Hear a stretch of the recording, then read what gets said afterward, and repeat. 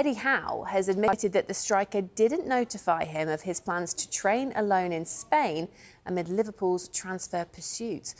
Well, Newcastle rejected a bid yesterday of £110 million plus add-ons. Howe accepts that he doesn't know what will happen next, but he hasn't lost hope that Isak will stay.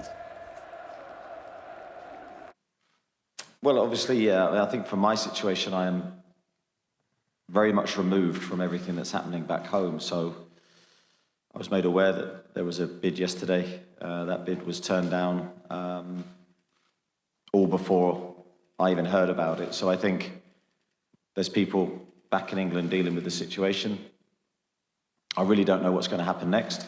But from our perspective, we still support Alex in every way.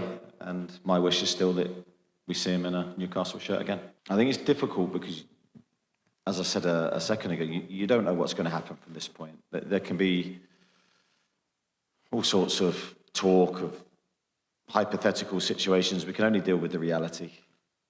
The reality is we had the first bid from Liverpool yesterday. I believe that was turned down. And from this point onwards, let's see what happens. I've got no idea of trying to predict that. In terms of trying to upset players and all that kind of stuff, I think from my perspective, we can only talk of our conduct, and we try to do things in the right way. Look, signing players is always complex. We just try to do what we think is right. I can't talk of other clubs. That's not for me to say. Yeah, well, I know where he is really through the media. So I think from that perspective, it's difficult for me to go into any kind of detail. The situation is far from ideal and it's quite complex. So I think that's all I've got to say.